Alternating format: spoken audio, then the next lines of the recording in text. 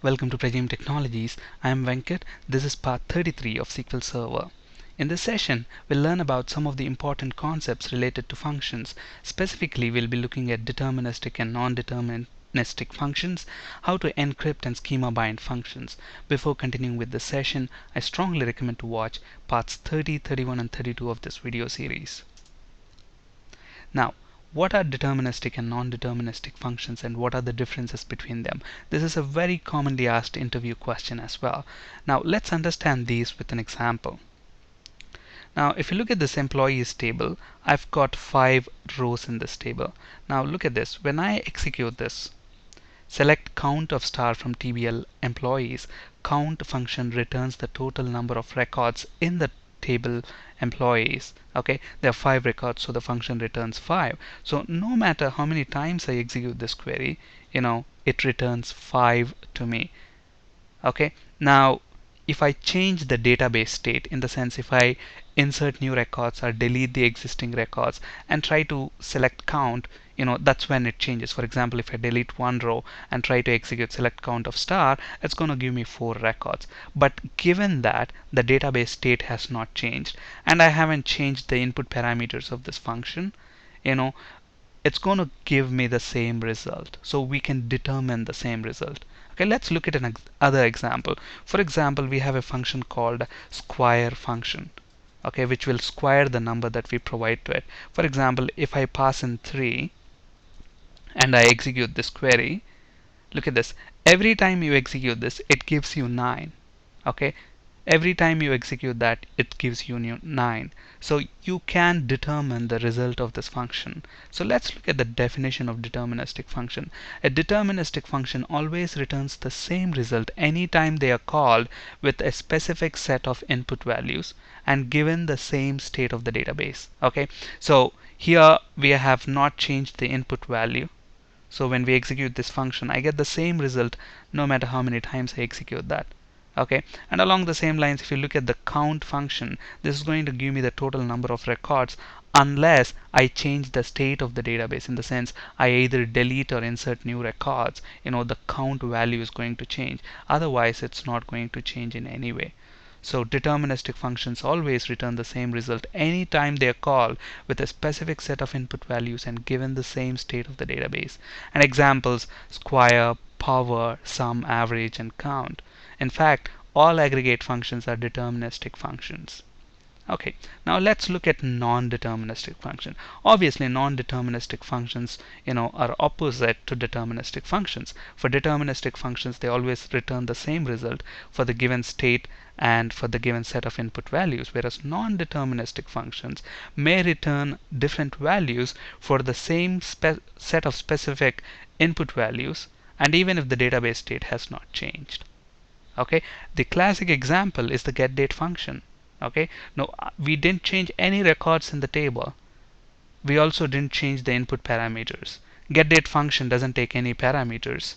Okay, so now if I execute this function, I get some time. So 280 25 33 25 seconds. Now when I execute that, 33 30 seconds. Okay, so every time you execute that, the time is going to change for the same set of input values. In fact, here this function doesn't take any input parameters, and even if the database state has not changed, I'm going to get different result every time I execute this function. Okay, so that's an example of non-deterministic function. Even current timestamp is going to return the current date and time on the SQL Server. So obviously even this is non-deterministic. And there is a function called rand function. We have spoken about this as well in the previous sessions of this video series. Okay, we use random function to get a random number, and we know that this function takes a parameter called seed. Okay, now let's look at this function. Because a random function can act as deterministic function at times, and at times it can become non-deterministic function. Now look at this. When I say select rand, this function is expecting an integer parameter, seed value. Now if I pass, let's say, seed 1, and when I execute this function, look at this, I get this value. I execute this again, I get the same value. So for the given seed, no matter how many times you execute this rand function, you get the same number. So at this point, this is a deterministic function. If you provide the seed value, the function is deterministic. On the other hand, if I remove the seed value and try to execute this, every time I execute, I get a different result. Look at that. Okay, so if the seed value is not provided, random is non-deterministic function.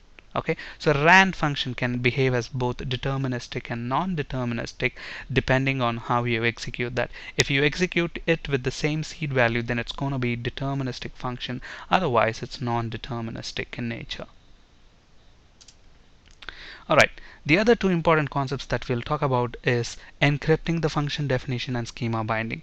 Okay, encrypting the function definition is the same as encrypting the stored procedure definition. We spoke about stored procedures in part 18 of this video series, and we have seen how to encrypt a stored procedure.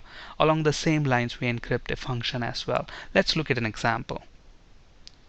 So let's say I have this table called TBL employees. Now what I want to do is I want to create a simple function which gets the name of the employee given the ID. Again, if you're new to functions, I told you please refer to parts 30, 31 and 32 of this video series. We have discussed about them extensively there. So let's create this function, a scalar function that's going to return the name of the employee provided we give it the ID. So create function fn underscore, let's call this get name by ID, and let's pass in the ID parameter of type integer, and this function is going to return nvarchar because we want the name back. So nvarchar of 30 as begin end. So what we want to select the name of the person, so we will say select name from TBL employees table where ID is equal to whatever ID we are passing into this function, which is nothing but @ID. Alright, so let's create this function. Incorrect syntax, returns instead of return. So let's execute that. We need to have a return keyword here because we want to return the name of the person. Execute that. Okay, the function completed successfully. Now obviously, in order to execute this function, we already know that select DBO, we have to give it the two-part name. Again, we spoke about this in detail when we spoke about scalar functions in SQL Server. So let's say when I pass in ID1, so obviously if you look at TBL employees table, ID1 is Sam, so we get Sam back. Okay, fine. Now if I want to look, let's say I have deleted this text from here. Now I want to look at this fn get name by ID function. Maybe I want to alter that, or for some other reason I want to look at the definition or the implementation of this function. How do I do that? There are two ways. One is you can actually use a system stored procedure called sp underscore help text to get the definition of this function.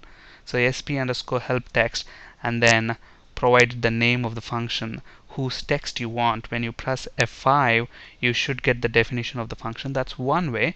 Another way is if you go to the functions folder within the database and then expand, since this is a scalar function, if you expand scalar functions folder, you should see your function there. When you right click on that script function as alter to new query editor window, you should get that function implementation there. Okay, that's another way. Alright, so I get this function. So when I use this sp underscore help text system stored procedure, I am able to retrieve the text of this particular function. Now let's say we don't want to allow the users to see the text of our function or stored procedure. Can we encrypt? Absolutely, you can encrypt, and it's very easy to do. Okay, so let's copy paste the implementation of the function. All you do is you use with encryption option. Okay, before as you will say with encryption. That's it. Now since we are altering here, if we try to create again, we'll get an error because that function already exists there. So you will have to alter the function. Obviously, to alter the function, we use the alter statement and press F5. Now the function should have been encrypted. Now if I try to view the text of the function either using sp underscore help text system stored procedure or graphically I get a message stating that the text for the object is encrypted. Okay, if I try to view it even by using the designer, we get the same message stating that this is the text is encrypted. You can see that here. So if you want to prevent the end users from looking at the definition of your function, there is a way you can actually encrypt that using with encryption option for your function and stored procedures as well. Now, can we decrypt it? Absolutely, there are ways to do it, but that's beyond the scope of this video series. We'll talk about that maybe in a later session. Alright, so that's about encrypting function. So we have learned how to encrypt stored procedures text using with encryption option in part 18 of this video series. Along the same lines, you can also encrypt a function text. Once encrypted, you cannot view the text of the function using sp_help text system stored procedure or graphically using the designer. If you try to, you will get a message stating that the text for this object is encrypted. There are ways to decrypt it, but we'll talk about them maybe in a later session. So we use with encryption option there. Alright, now what do we mean by schema binding a function? This is very important and a best practice as well whenever you're creating a function. Okay, so if you look at this function, let's remove this with encryption option. Let's alter this function once again so that we can get our, when I say sp help text, I get it back now because I removed that with encryption. Now, if you look at this particular function, this function is dependent on TBL employees table. Okay. Now, obviously, if you want to execute this function, you will say select DBO, which is nothing but the schema name, dot the name of the function and the parameter it expects. Okay. So when I execute that, it executes fine now without any problem. Now, let us say somebody has deleted this table. Okay. Now, look at this. This function is one object. Table is another object. Now I can delete this table TBL employees by using drop statement. So drop table TBL employees. So when we delete this table, okay, command completed successfully, the table got deleted. Okay, now obviously when I try to execute this function, look at this. When we try to execute this function, let's see what's going to happen. It's going to fail because when you execute this function, what happens? This function tries to select the name from TBL employees for employee ID 1, but the table itself is not there. So we get an error message saying I cannot find object TBL employees. Invalid object TBL employees. Let's see that. So when we execute that, we get that message invalid object name TBL employees. And that makes sense, right? Now, so don't you think this is bad? You have a function which is referring this table TBL employees, but you are allowing the table to be deleted while that function is still referring to that table. Okay, so your function breaks now. Now, can I prevent these kind of changes to the underlying objects? Now, this function is dependent on TBL employees, so I don't want anybody to change the table TBL employees in any way that would affect this function. Is it possible? Absolutely. How do we do that? That's what with schema binding option is used for. Okay, now let's recreate this table. I have the script for that already, just to create the table and populate the rows within that. So let's execute the script. Alright, so I have the table back now. So the table should be there. So obviously now if I execute the function, it executes successfully. Now let's alter the function to basically include with schema binding option. So I'm saying with schema binding. Now let's execute this. Okay, so this is very important. Look at the message that we get. It's saying we cannot schema bind function fn get name by ID because name TBL employees is invalid. Okay, for schema binding, name must be in a two-part format and an object cannot reference itself. Okay, so the name should be in two parts. That is, you should specify the two-part naming convention, that is the schema name and the actual table name. So here the schema is DBO, standing for database owner. So once you specify that, then you will be able to schema bind. So basically what you are saying is this function is bound to this table within DBO schema, the database owner schema. Okay, so let's now execute this. Command completed successfully. So we are schema bound now. So now if I try to drop this table employees, let's see what happens. Look at that. We get the error message stating cannot drop table TBL employees because it is being still referenced by object fn get name by ID. Okay, so we are safe now. If somebody wants to accidentally or inadvertently delete or change the table in a way that affects this function, it won't be allowed. Not only deleting, if somebody tries to change, drop this name column or ID column, your function will still be affected. So these kind of changes or deletions will not be allowed as long as your function is schema bound. Okay, so that's the advantage of using schema binding option. So schema binding option specifies that the function is bound to the database object that it references. When schema binding is specified, the base object cannot be modified in any way that would affect the function definition.